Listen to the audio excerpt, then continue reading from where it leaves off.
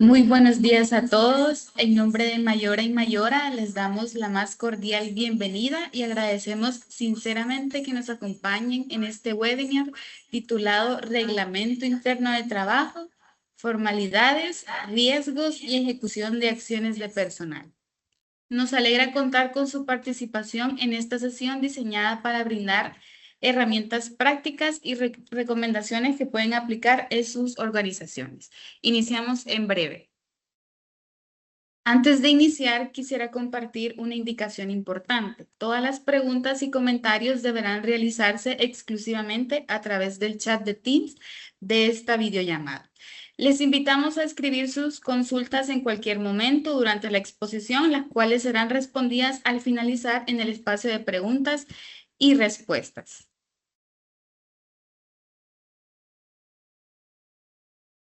El tema que abordaremos hoy reviste especial importancia para las empresas, ya que el Reglamento Interno de Trabajo constituye una herramienta fundamental para regular las relaciones laborales, fortalecer la organización interna y minimizar contingencias legales. Durante esta sesión conoceremos aspectos claves relacionados con su elaboración, contenido, aplicación práctica y riesgos más frecuentes. Este webinar es organizado por Mayora y Mayora, firma legal líder en Centroamérica que este año celebra 60 años de trayectoria.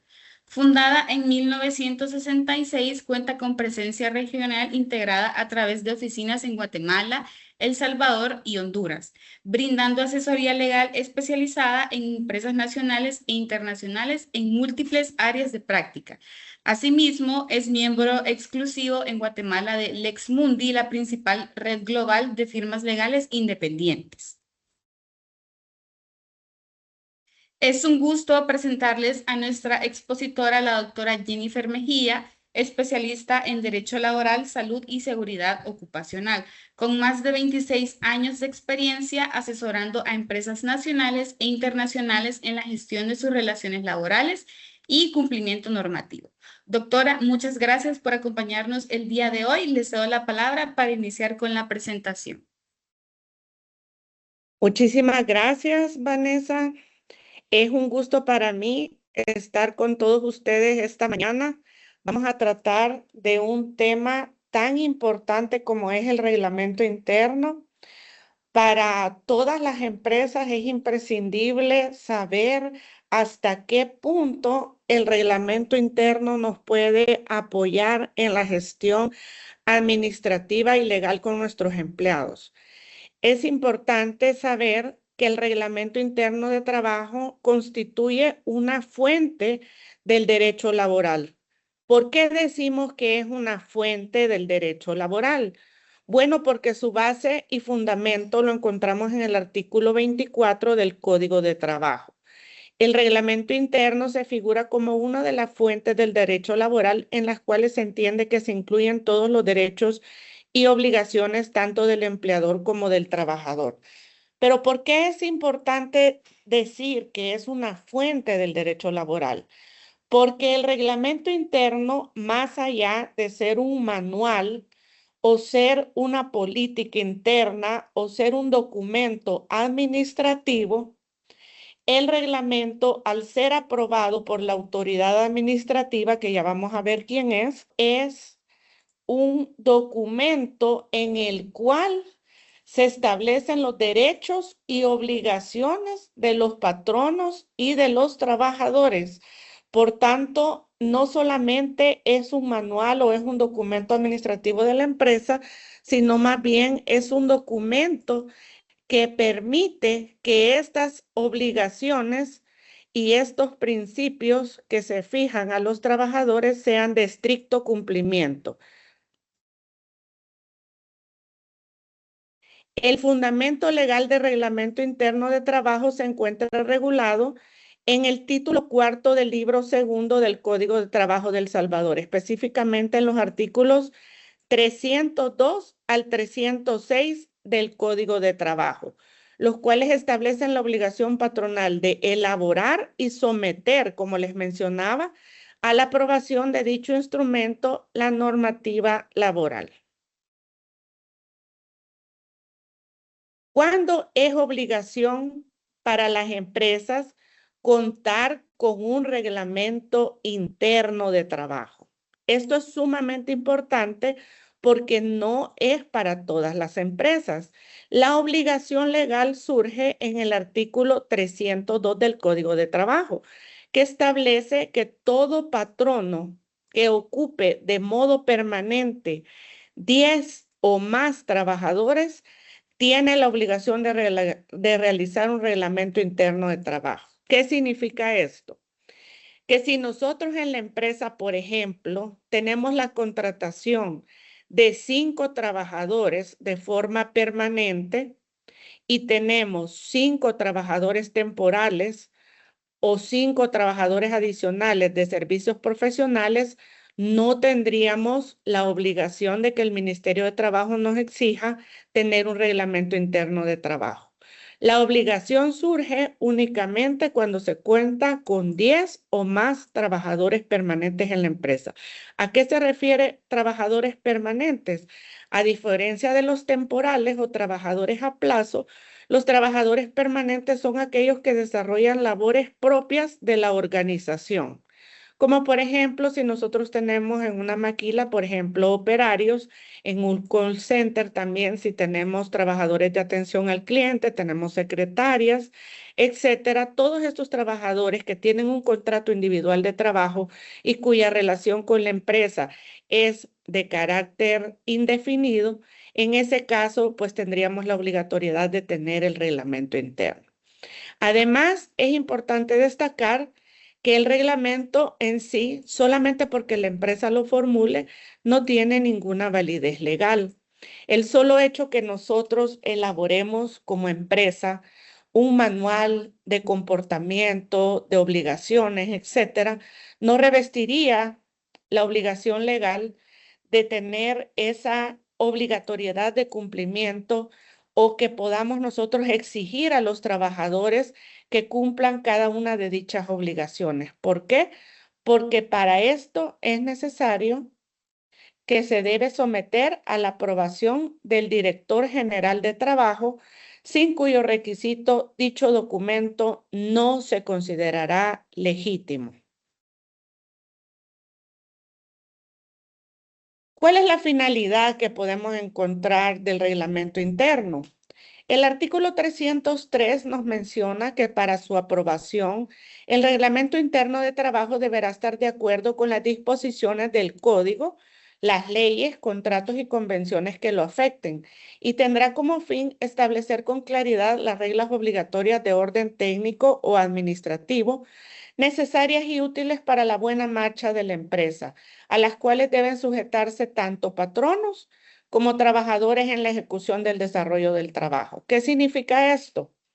Bueno, que nosotros, si bien es cada empresa la que va a crear su propio reglamento y va a establecer sus normas y los lineamientos a los cuales va a someter la conducta de los trabajadores, estas deben estar en concordancia con lo que es el código de trabajo, las leyes laborales, los contratos y en su caso, cuando hay sindicato, pues en las convenciones o laudos arbitrales. En este caso tenemos que saber que el reglamento interno no puede sobrepasar lo que es la legislación laboral. No puede dictarse normas que vayan por encima de lo que la ley establece, pero no a favor de los trabajadores. Siempre y cuando estos lineamientos sobrepasen las leyes, pero a favor de los trabajadores, sí se puede establecer. Con la única, se podría decir, observación que si nosotros en el reglamento interno establecemos prestaciones superiores a las que la ley establece, posteriormente ya no podremos echarnos para atrás y solicitar un cambio y regresar, por ejemplo, si nosotros establecemos vacaciones colectivas de 3 periodos de 7 días cada uno, que son 21 días en total, y lo establecemos así en nuestro reglamento interno, posteriormente ya no vamos a poder regresar a los 15 días de vacación que legalmente nos establece el código. ¿Por qué? Porque todas estas prerrogativas que nosotros dejamos por escrito en el reglamento a favor de los trabajadores se vuelven derechos adquiridos y por tanto ya no podríamos disminuir o minimizar estas prestaciones legales. Por tanto, hay que tener mucho cuidado en el momento en que establecemos todas aquellas prerrogativas a favor de los trabajadores y si lo contemplamos o no en nuestro reglamento debemos de saber que esa será la norma y la obligación de ahora en adelante para la empresa.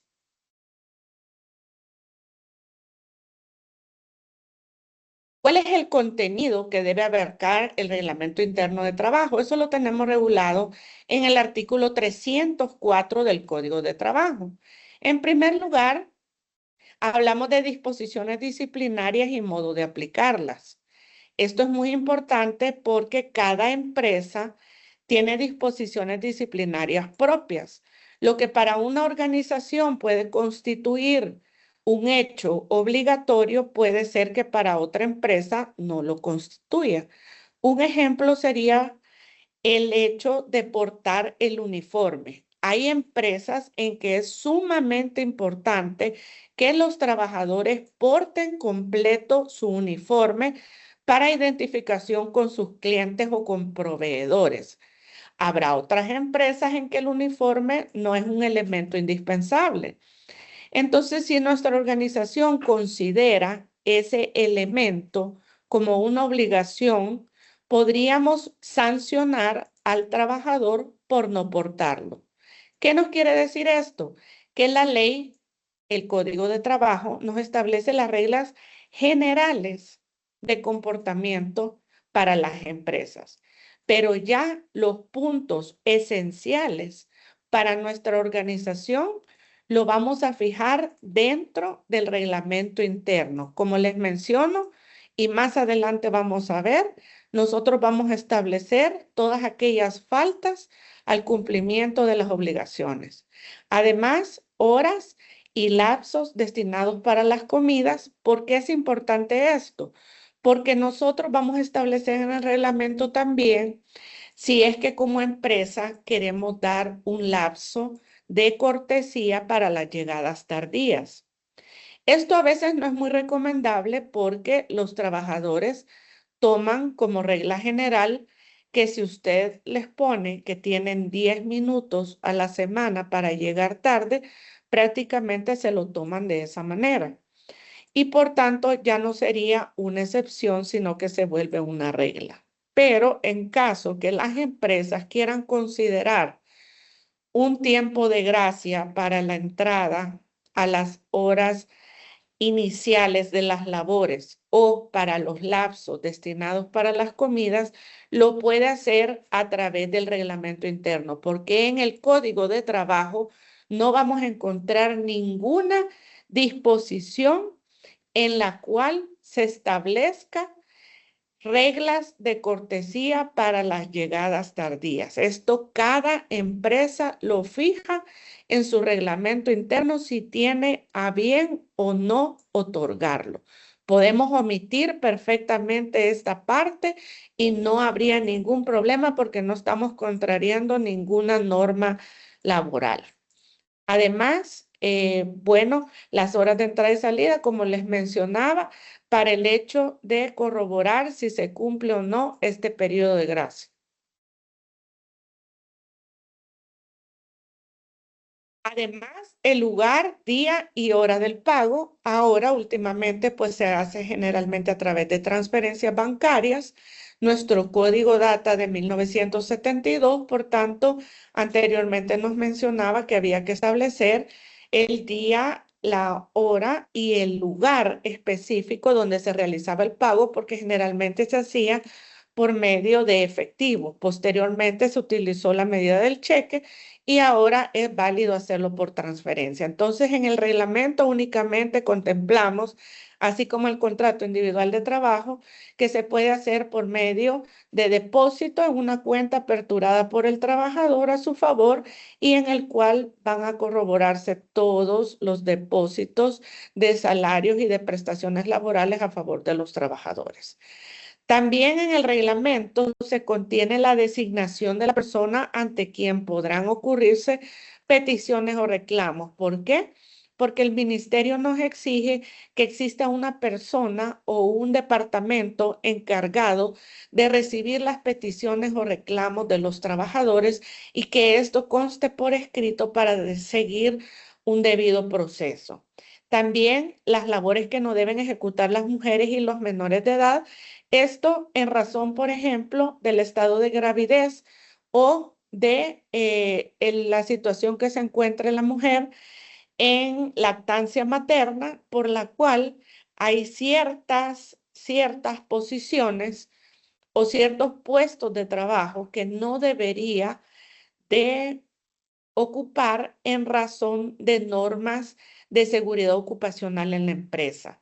A raíz de esa situación es que en el reglamento debemos de prever nosotros aquellos puestos que exijan, por ejemplo, uso de químicos o, por ejemplo, manejo de cargas, por lo cual mujeres o menores de edad no deban ocuparlos. Además, en el contenido del reglamento interno, si nosotros queremos saber qué más es lo que yo debo contemplar como empresa en mi reglamento interno, es el tiempo y forma en que los trabajadores deben someterse a los exámenes médicos previos o periódicos, así como las medidas profilácticas que dicten las autoridades. Esto tiene que ser en concordancia con lo que el programa de gestión de prevención de riesgos de la empresa me establezca o, en su caso, si son menos de 15 trabajadores, las medidas sustitutivas que el Ministerio de Trabajo me haya establecido. En ese caso, yo voy a programar, ya que, como recordemos, el programa de gestión o medidas sustitutivas deben implementarse y realizarse los primeros 2 meses de cada año calendario.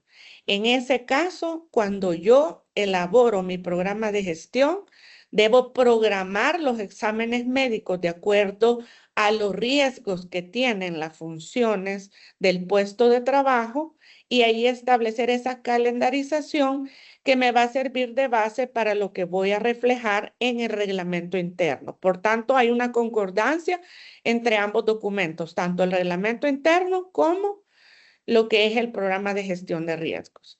Además, las indicaciones y reglas que en atención a la naturaleza de la empresa, negocio o explotación sean indispensables para obtener la mayor higiene, seguridad y regularidad en el desarrollo del trabajo. Esto en armonía con lo que es el programa de gestión de riesgos.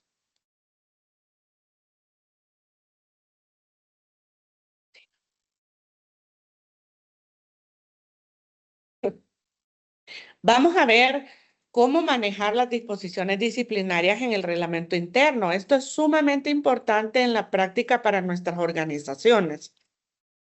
Primero, debemos delimitar las disposiciones disciplinarias y el modo de aplicarlas.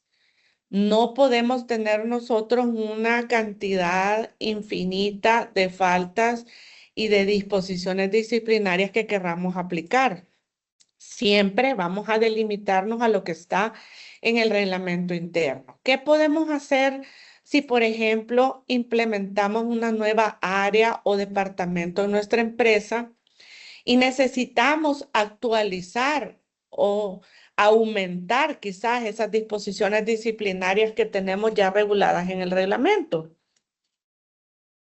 Lo que procede es hacer una modificación al mismo, puede ser parcial o total, y se vuelve a someter a aprobación del Ministerio de Trabajo. De esa manera, vamos a mantener actualizado nuestro reglamento de acuerdo a las faltas y a las disposiciones disciplinarias que estamos aplicando.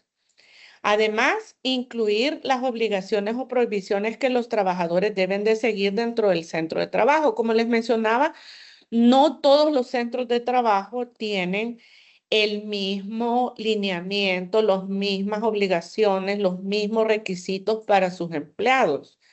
No es lo mismo una maquila que una industria o una empresa de call center, una empresa de logística, un supermercado, etcétera. Cada uno va a tener sus propios lineamientos y obligaciones para sus trabajadores y por eso no es recomendable que únicamente nosotros, a veces para salir del impasse o porque el Ministerio de Trabajo nos está exigiendo un reglamento, venimos y le pedimos a alguien que nos proporcione un modelo, copiamos el modelo de la otra persona y nos encontramos con la situación que en el momento de querer sancionar a nuestros trabajadores no encontramos practicidad en dicho documento porque no está formulado de acuerdo a las necesidades de nuestra empresa.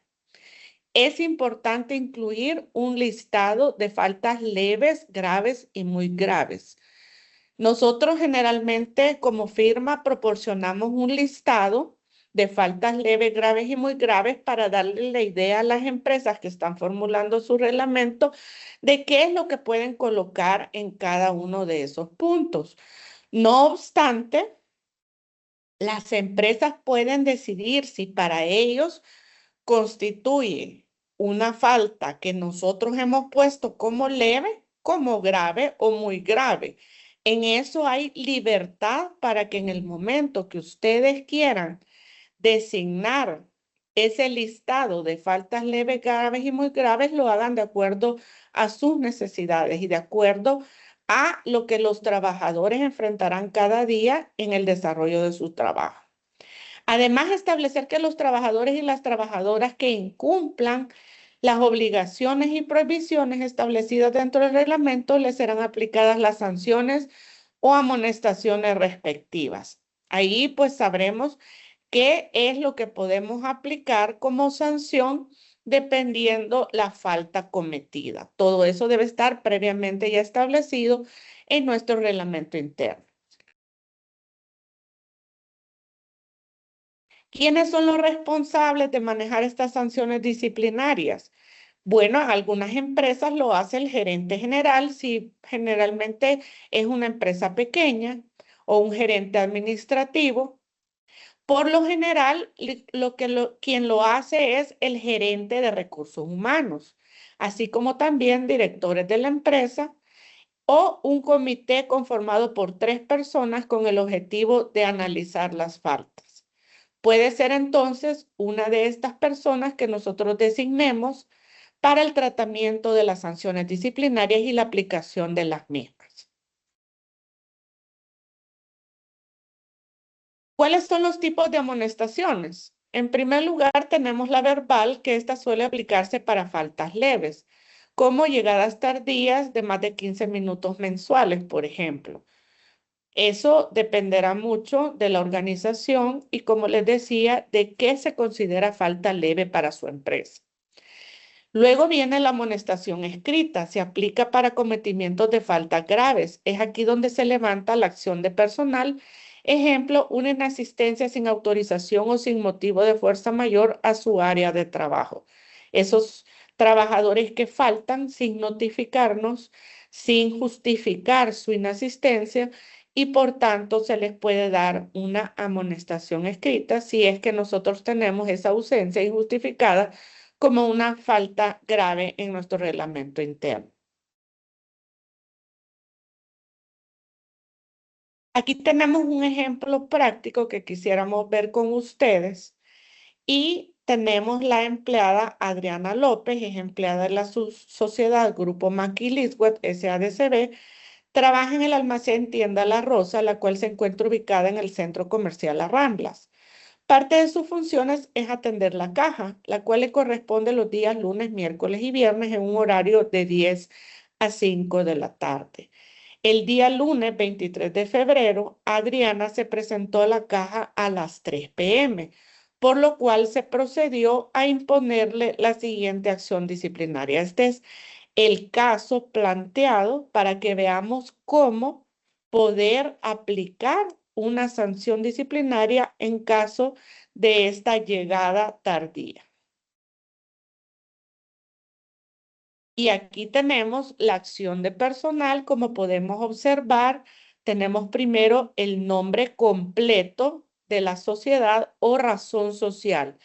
Esto es sumamente importante porque hay empresas que sus acciones de personal las hacen en papel membretado y a veces el nombre que aparece no es el de la sociedad ni de la razón social, sino es el nombre comercial. Y ahí ya tendríamos un faltante importante en la acción de personal que podría repercutir en que quede sin validez ante una autoridad competente. Luego tenemos el nombre de la trabajadora. Cuando les planteé el problema, hacíamos nada más relevancia a Adriana López, pero ya en la acción de personal debemos tener el cuidado de tomar todos los nombres de las personas que relacionemos de forma completa de conformidad con el DUI que tiene vigente la persona. ¿Por qué les digo vigente?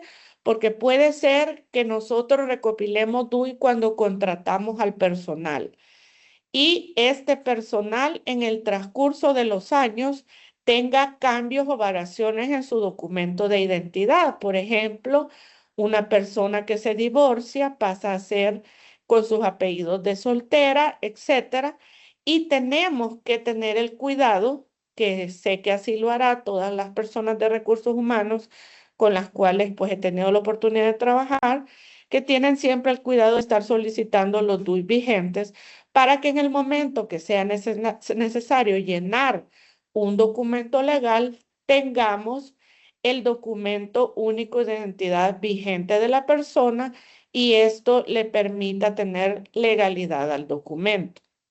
Además, el tipo de acción sería la amonestación escrita por la inasistencia sin autorización o sin motivo o fuerza mayor a su área de trabajo.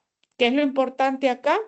Que no solamente voy a describir la falta, sino que además de eso voy a poner la fundamentación o la base legal por la cual estoy sancionando. En este caso, estoy mencionando el artículo 86, numeral 10 del Reglamento Interno de Trabajo. Obviamente, ese reglamento debe ser ya aprobado por la autoridad competente.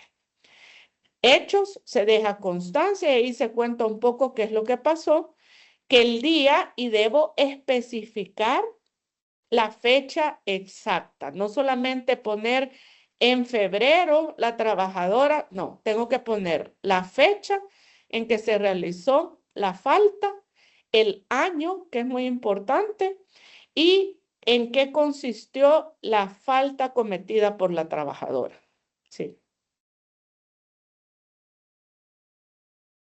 Aquí menciono que el horario de ingreso era a las 10, la apertura de la caja se registró hasta las 15:22, según el sistema. Eso lo voy a corroborar con el sistema y voy a tener esa prueba de respaldo. La apertura fue realizada por la trabajadora, no existió ninguna notificación previa ni aviso del retraso en el ingreso ni la apertura tardía.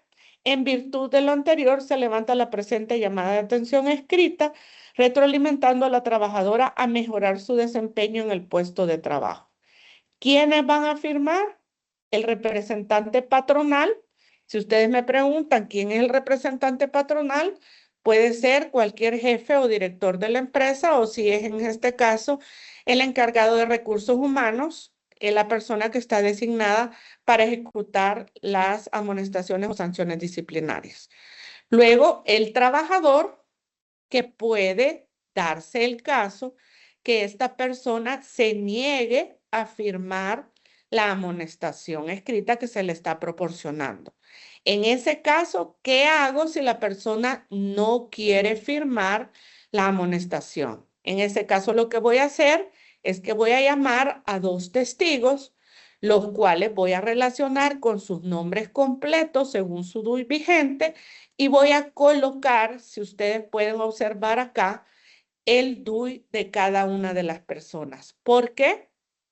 Porque si yo en un proceso laboral me veo en la necesidad de presentar esta acción de personal, voy a tener que reforzar este documento con la declaración de estas personas que comparecen como testigos y como representante patronal. Y para identificarlos plenamente en dicho proceso laboral, lo voy a hacer por medio de su documento único de identidad para demostrar que fueron las personas que presenciaron este suceso que está constando en esta acción de personal.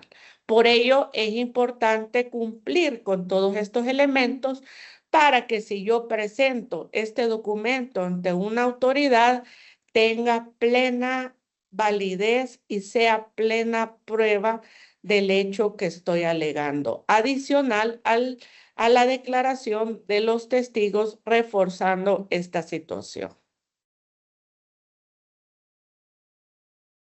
Además, ¿qué otra sanción se puede establecer además de la verbal y de la escrita que ya mencionamos?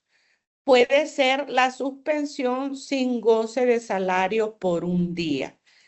Pero, ¿qué es lo importante acá? Que debe constar expresamente en el reglamento interno que esa suspensión de un día va a ser sin goce de salario, porque no hay una disposición en el Código de Trabajo que establezca que eso se va a llevar a cabo de esa manera. De hecho, el artículo 203 del Código de Trabajo nos establece que la inasistencia por sanciones disciplinarias son causas justificadas de inasistencia al trabajo y por tanto deben ser remuneradas. Por lo que, para que este día sin goce de salario no le tenga que pagar al trabajador, debe constar de tal forma en el reglamento interno. ¿Qué va a ser lo importante acá? Cuando yo aplico esta sanción del goce de salario, sin goce de salario por un día, yo no puedo descontar el séptimo por lo que les mencionaba en el artículo 203. Voy a descontar el día que estoy suspendiendo al trabajador, más no así el séptimo legal por el artículo 203, que es la base legal que les menciono, que toda sanción disciplinaria es una causa justificada de inasistencia.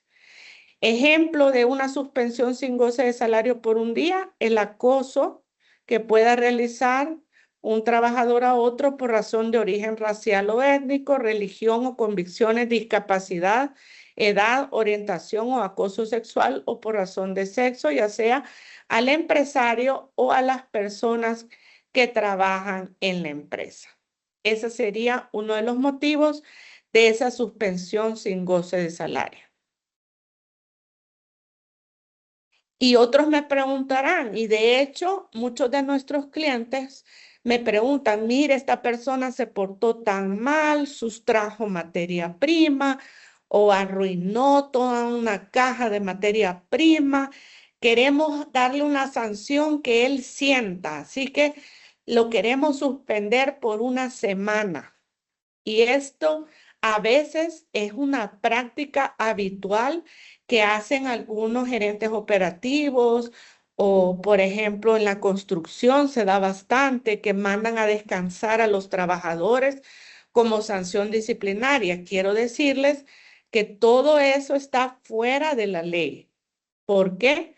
Porque según la legislación yo solo puedo suspender sin goce de salario al trabajador un solo día. Si yo deseo suspender al trabajador por más días, yo tengo que seguir un trámite previa autorización y calificación de los motivos por el director general de inspección de trabajo. Quiere decir que yo tengo que someter autorización de la Dirección General de Inspección de Trabajo el caso por el cual yo deseo suspender a una persona máximo 30 días y más de uno por una situación disciplinaria. Una vez calificado y autorizado por el Director General de Inspección de Trabajo, entonces yo puedo llevar a cabo esa suspensión por más de un día hasta 30. De otra manera, no puedo hacerlo Esa suspensión sería ilegal y la consecuencia sería que el Ministerio de Trabajo me puede obligar a pagar los salarios de esos días que el trabajador lo tuve suspendido de una forma ilegal. Sigamos. Otra sanción y la más grave sería la terminación de contrato individual de trabajo sin responsabilidad patronal. Quiero que sepan que cuando estamos elaborando el reglamento interno, no podemos poner más causales de las establecidas en el artículo 50 del Código de Trabajo. Ahí sí no podemos ser creativos o de acuerdo a las necesidades de nuestra empresa, porque la terminación de contrato solo puede ser por las causales previamente establecidas en el Código de Trabajo, específicamente en el artículo 50. Y esas son las que me exigen que las ponga para conocimiento de los trabajadores.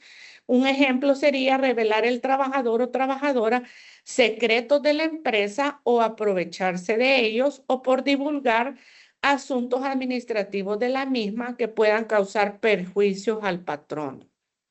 Esto se da en muchas empresas, ya sean de call center, de logística, cualquier empresa que tenga secretos importantes o fórmulas, también en las farmacéuticas, que puedan divulgar información o aprovecharse por ellos o por medio de terceros de esos secretos de empresa. Eso puede dar lugar a una terminación de contrato. Pero ¿qué es lo importante? Que estas terminaciones de contrato no son automáticas. No es porque el trabajador haya cometido la falta que yo lo voy a despedir, como decimos generalmente, aunque más bien el término correcto es una terminación sin responsabilidad patronal, como lo menciona el artículo 50, porque estas causales deben probarse en juicio. ¿Y cómo las voy a probar? Pues las voy a probar siguiendo el juicio laboral correspondiente y ahí voy a presentar pues toda la prueba de descargo, como va a ser documentación de respaldo, testigos, etcétera, que me van a permitir demostrar que la terminación sí tuvo una causa justificada y no fue un despido injustificado el que se llevó a cabo, sino que el trabajador cometió una de las faltas señaladas en el artículo 50 y por tanto se dio la terminación de contrato sin responsabilidad. Esto implica sin el pago de indemnización y demás prestaciones laborales. Sigamos. ¿Cuáles son los errores más frecuentes que generan las contingencias laborales? Primero, la desproporción entre la falta y la sanción. No toda falta amerita suspensión o despido. Debe existir proporcionalidad. Esto lo vamos a revisar cada quien en su empresa al momento de aplicar las sanciones disciplinarias y ya sea, como les mencionaba, que puede ser una persona designada, ya sea el gerente de recursos humanos, el jefe de talento humano, algún gerente de la empresa, el gerente general, o se puede nombrar perfectamente un comité tripartito que va a ser el que analice la falta y va a determinar la sanción que se va a aplicar al trabajador. Además, no respetar el debido proceso. Antes de imponer una sanción, se recomienda investigar, escuchar al trabajador, valorar las pruebas con que se cuenta y documentar todo por si es necesario irse a un proceso laboral. Además, aplicar sanciones no contempladas en el reglamento. Es lo que les mencionaba. Puede ser que cuando yo creé o formulé mi reglamento interno, fue quizás hace 10 años cuando no existía un departamento en específico, que ahora ese departamento traslada o tiene vehículos de transporte que lleva los productos a los clientes. Y en ese caso, yo no contemplé en mi reglamento ninguna sanción para, ejemplo, los motoristas o los acompañantes de los motoristas, los auxiliares de motoristas, por faltas cometidas, ya sea en el desempeño de sus funciones, como un mal manejo de los vehículos, negligencia, falta de pericia, etcétera. Y ahora quiero imponer esa falta. No lo podría hacer porque no tengo un asidero legal. ¿Qué corresponde cuando yo tenga un nuevo departamento o una nueva área en mi empresa? Revisar las faltas con las que yo cuento para, si es necesario, implementar todas aquellas nuevas que sean relacionadas a ese nuevo departamento o actividad que la empresa ahora está desarrollando. Y de esa manera someter el reglamento a una actualización que puede ser una modificación parcial o completa del mismo, implementando esas nuevas sanciones para que yo efectivamente pueda aplicarlas, sancionar a los trabajadores de esas áreas y así cumplir mi proceso disciplinario. Sí. Otros errores más frecuentes es lo que les mencionaba, de omitir datos básicos e importantes en la acción de personal. Muchas veces, como les mencionaba, no se coloca el nombre completo del trabajador o el nombre actual del trabajador. Puede ser que cuando la señorita empezó a trabajar tenía su DUI de soltera y ahora ya ella utiliza un nuevo DUI con su apellido de casada.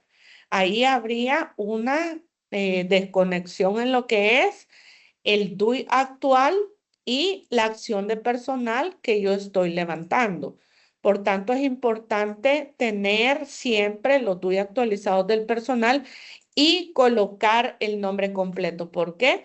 Porque ningún juez de lo laboral me va a fallar a favor si yo no identifico plenamente al trabajador. Si yo solo le pongo Pedro López, ese Pedro López puede ser cualquiera, pero no es Pedro Amílcar López Avelar, que es el trabajador que yo tengo en planilla y el cual consta su contrato individual de trabajo y la demás documentación de la empresa.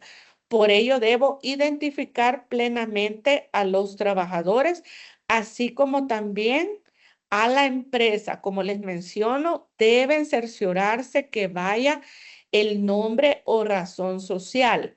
¿Qué es lo que sucede? La mayoría de empresas son SADCB, pero no porque la mayoría de empresas sean, yo no debo revisar que mi empresa o mi sociedad tenga un nombre diferente, sea una sociedad limitada de responsabilidad, etcétera, y tenga otro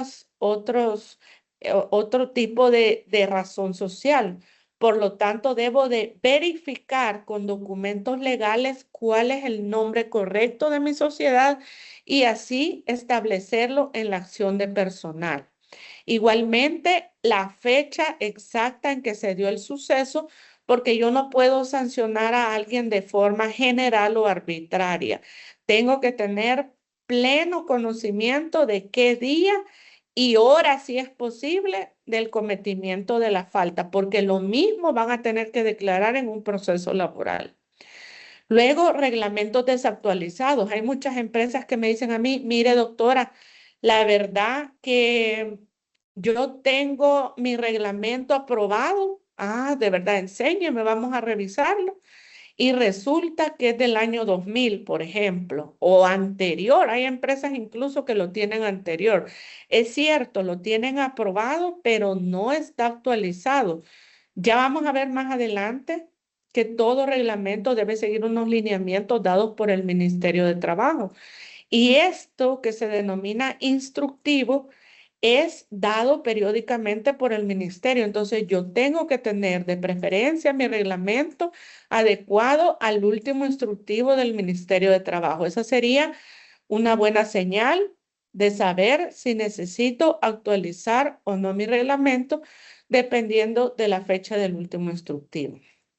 Luego, cuando se realiza el descuento en planilla del día de suspensión, sin eso estar autorizado en el reglamento. Esa sería otra falla que yo le quiera quitar el día de suspensión al trabajador y no lo tengo registrado en mi reglamento interno.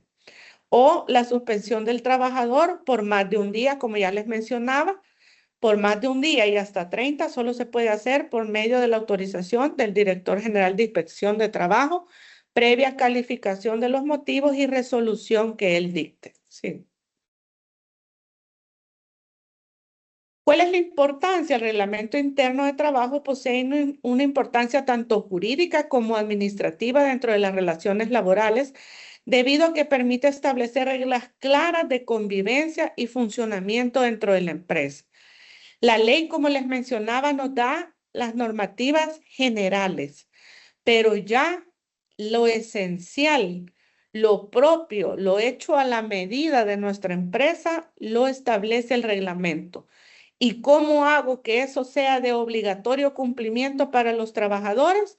Pues una vez sometido a aprobación y una vez aprobado por la autoridad competente, que es el Ministerio de Trabajo, a través de la Dirección General de Trabajo, esas ya son normas de carácter obligatorio. Dejan de ser un manual interno para convertirse en verdaderas normas, fuentes de obligaciones laborales. Aquí les voy a plantear un procedimiento disciplinario recomendado. El paso 1 sería la recepción del reporte o de la falta por el jefe inmediato. El paso 2, la investigación de los hechos, ya sea por la persona designada en el reglamento como la persona que va a ejecutar las sanciones disciplinarias o el comité tripartito que les mencionaba que también se puede determinar para efectos de analizar qué sanción disciplinaria se va a establecer. Luego, el paso 3 es la recolección de evidencias. Hubo testigos, hubo documentación de por medio, algún correo, alguna situación por la cual pueda verificar yo los hechos planteados. El paso 4, entrevista a las partes por separado. Ahí voy a entrevistar qué es lo que sucedió, cómo se dieron los hechos. Por ejemplo, si es un acoso laboral, voy a entrevistar a ambas partes por separado y voy a escuchar el relato de cada una de ellas. Luego se da el paso 5, que es la valoración objetiva del caso.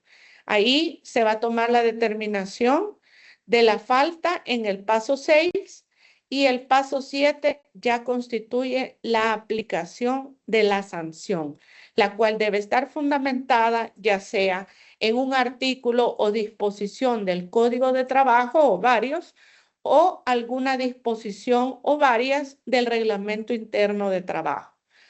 Yo debo de puntualizar y señalar específicamente cuáles son esas bases o fundamentos en las cuales estoy señalizando esta falta cometida.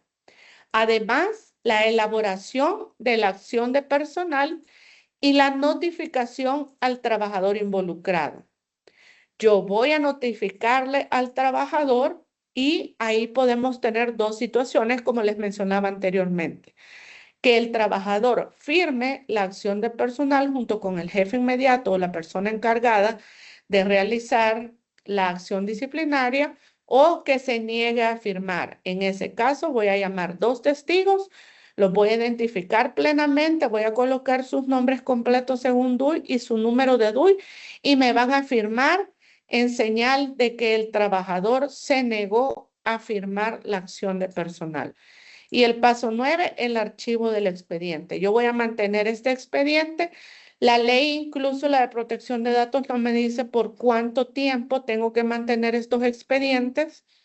Quiero comentarles que la única legislación que nos habla sobre un tiempo prudencial de mantener expedientes es la Ley de Prevención de Riesgos cuando nos habla de los accidentes de trabajo y nos dice que debo conservar todos los registros de los accidentes de trabajo por al menos 5 años. Eso podría ser un parámetro para poder determinar qué es lo importante en el tiempo de resguardo de ese expediente.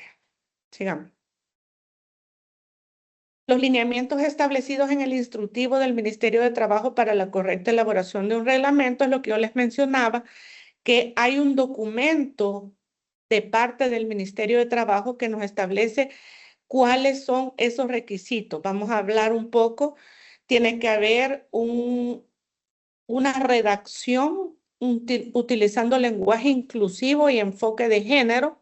Eso que nos menciona todas y todas los trabajadores y trabajadoras, no es un invento, sino que es una parte del instructivo que debe darse cumplimiento y que si no lo seguimos, nos lo observan. Además, medidas orientadas a garantizar la igualdad de oportunidades y erradicar prácticas discriminatorias dentro del lugar de trabajo. Por ejemplo, antes podíamos regular que no se permitía familiares dentro de la misma organización.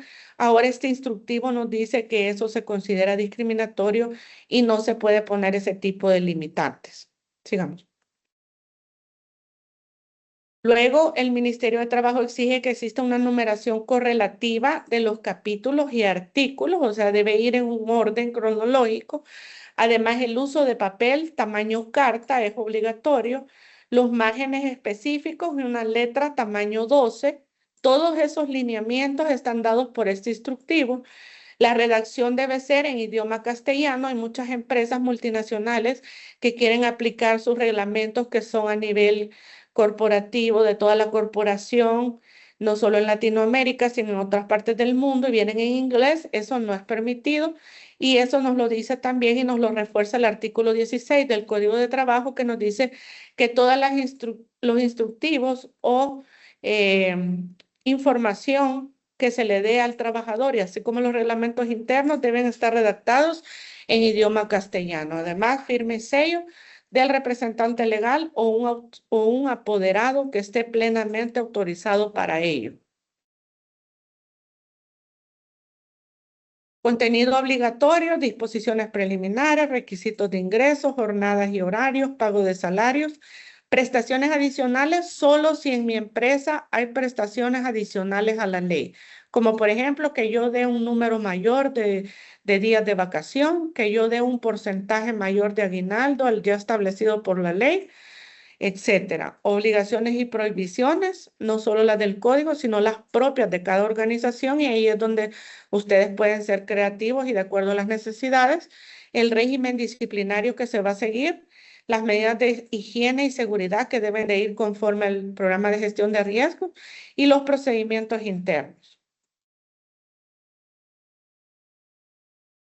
¿Cómo se hace la presentación del reglamento? Primero se llena una solicitud o un escrito de presentación firmada por el representante legal o un apoderado de la empresa.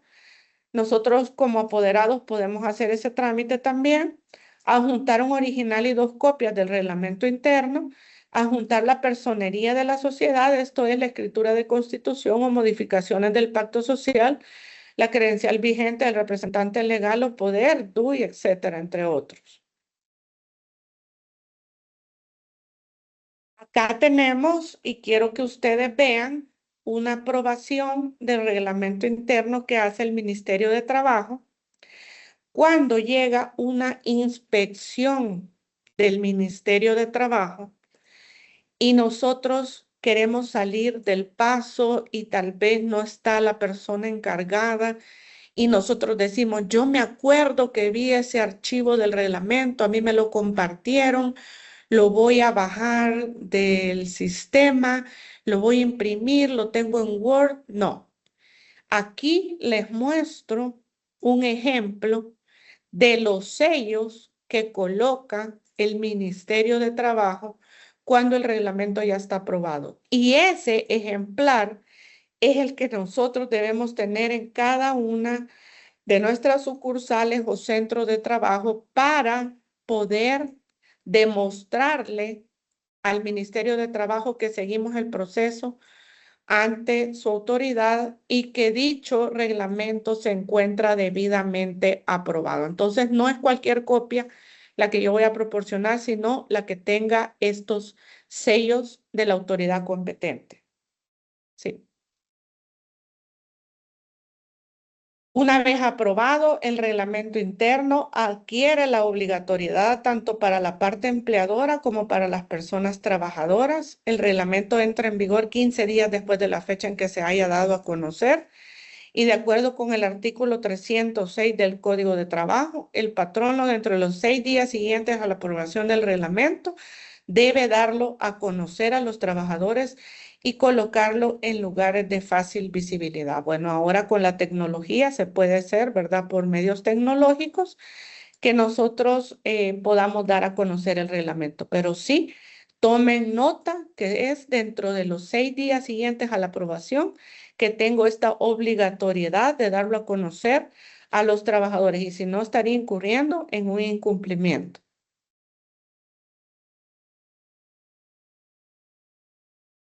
Las buenas prácticas para minimizar riesgos laborales, vamos a ver brevemente.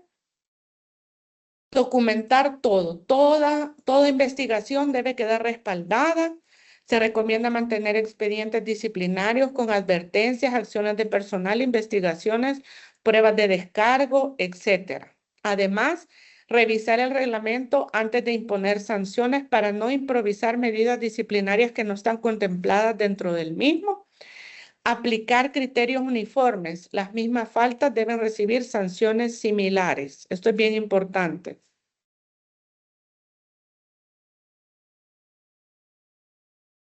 Así como también capacitar al personal. Es importante que la empresa planifique capacitaciones al personal sobre el contenido del reglamento interno para darles a conocer las obligaciones y todas aquellas prerrogativas que la empresa ha establecido en su reglamento y que es importante que ellos tengan conocimiento para que le den cumplimiento. Además, es importante actualizar el reglamento. No hay una disposición legal que nos diga cada cuánto tenemos que actualizarlo. Se recomienda revisar nuestro reglamento y por lo menos cada 2 años actualizarlo o cuando haya un nuevo instructivo del Ministerio de Trabajo o cuando se implemente una nueva área de trabajo en nuestra organización que requiera cambios o necesite nuevas obligaciones. Además, coordinar recursos humanos y áreas jurídicas, especialmente cuando se trate de suspensión, despido, acoso, discriminación y trabajadores con fuero, como son las embarazadas, directivos sindicales o personas con enfermedades crónicas. Bueno, muchas gracias. Eso es lo que teníamos preparado para ustedes esta mañana sobre el reglamento interno. Les agradezco mucho su participación. Vamos a pasar a la fase de preguntas y respuestas y pues Vanessa nos va a dar seguimiento a ello. Muchas gracias, doctora Jennifer, por esta valiosa presentación. Llegamos al espacio de preguntas y respuestas. Como recordatorio, estaremos tomando únicamente las consultas recibidas a través del chat de Teams. María Hernández nos pregunta, ¿en la acción de personal pueden ser líderes o si es ideal que sean compañeros de trabajo de la persona que cometió la falta? Sí, en ese caso, mire, en un proceso laboral tiene mayor peso que sean compañeros de trabajo, pero hay situaciones en las cuales no es posible que ante una falta hayan testigos que sean compañeros de trabajo. Entonces puede utilizarse jefaturas, otras jefaturas o directivos, etcétera, como las personas que firmen como testigos. Lo importante es saber que estas personas, en dado caso sea necesario, van a tener que declarar ante el juez sobre la falta cometida y todos los, se podría decir, elementos que constan en la acción de personal. Asimismo, María Hernández nos pregunta, ¿cómo funciona el proceso disciplinario por reincidencia y esto es causal de despido justificado?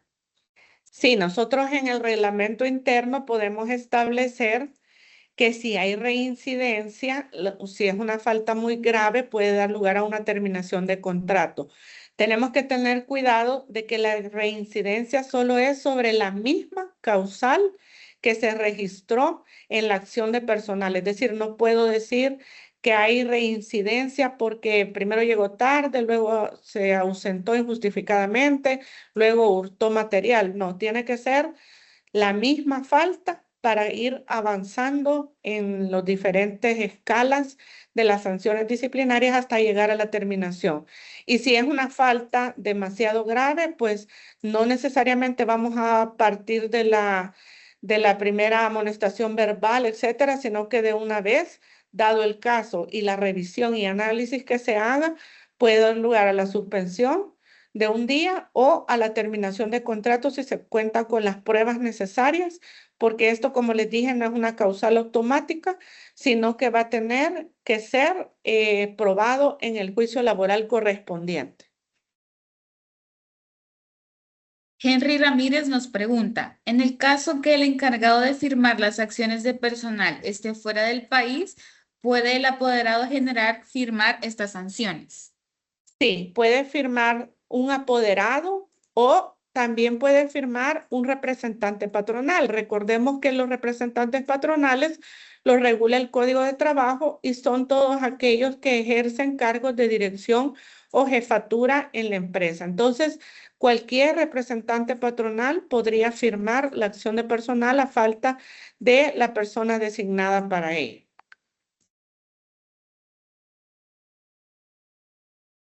Brenda Somoza nos pregunta, en el caso de tener estipulado un horario de ingreso en el reglamento, pero en la práctica se ha cambiado a una hora antes de lo establecido, al tener visita del ministerio y percatarse de ello, ¿esto es sancionado por el ministerio a la empresa? Podría ser sancionado porque, como le repito, cuando hay normas o hay nuevas disposiciones o cambios en la organización que requieran cumplimiento de obligaciones diferentes a las establecidas en el reglamento, entonces sí podría, primero, no exigirse a los trabajadores este cumplimiento y segundo, podría ser sancionado por no tener actualizado su reglamento en ese aspecto.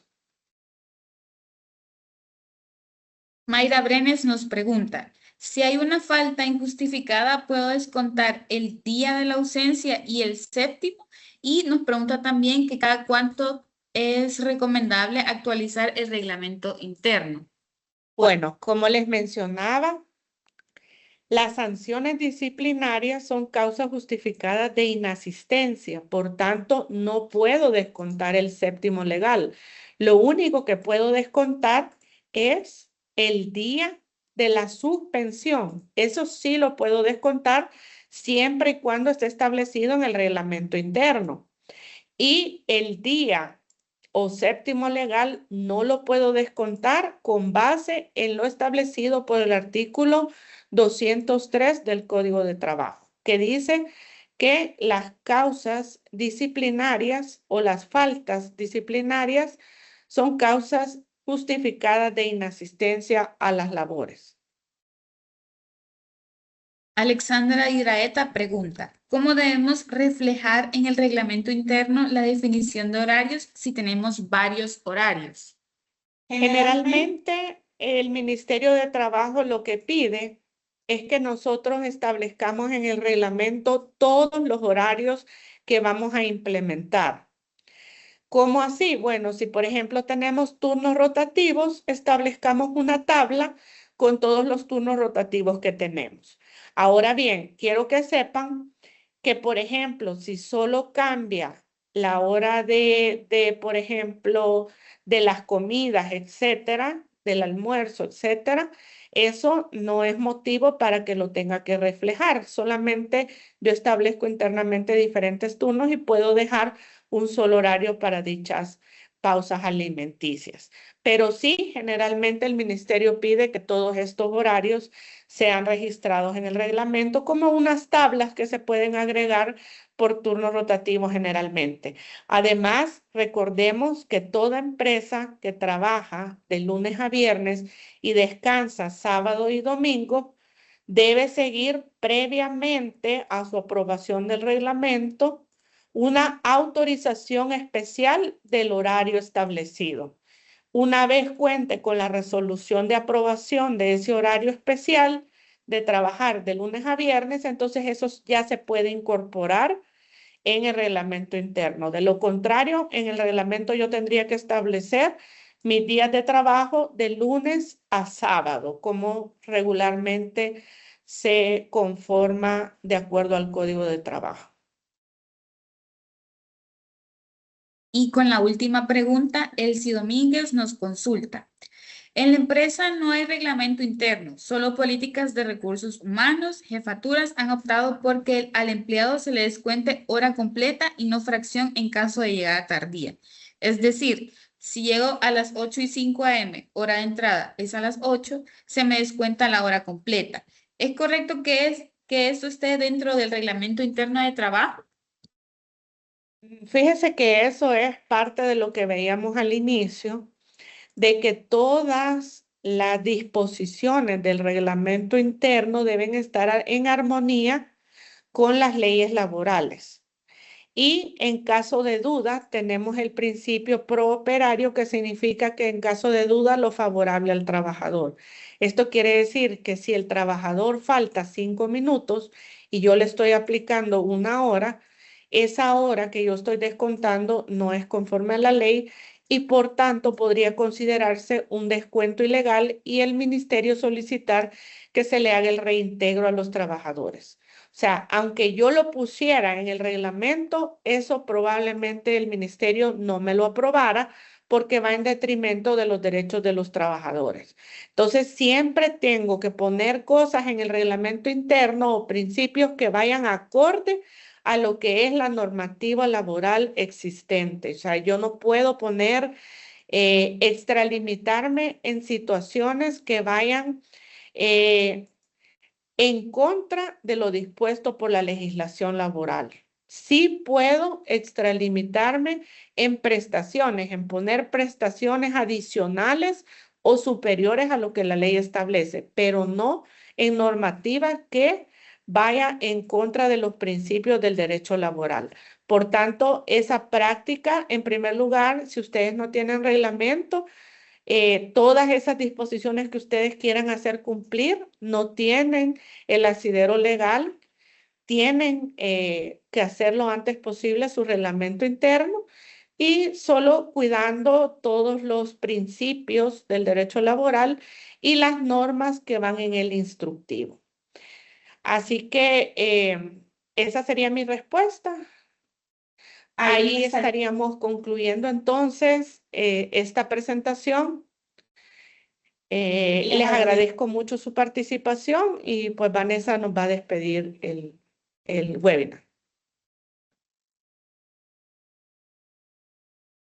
En nombre de Mayora y Mayora, agradecemos sinceramente su participación, su interés y el tiempo que nos han dedicado esta mañana. De igual forma, agradecemos a la doctora Jennifer Mejía por compartir sus conocimientos y experiencia con todos nosotros. Esperamos que esta sesión haya sido de gran utilidad y provecho para ustedes y sus organizaciones. Que tengan un excelente día. Muchas gracias a todos. Feliz día y quedamos a sus órdenes. Ahí tienen nuestros contactos por si requieren alguna pregunta adicional que no hayan alcanzado a realizar. Con mucho gusto nosotros los podemos atender. Gracias y que tengan un hermoso día. Gracias.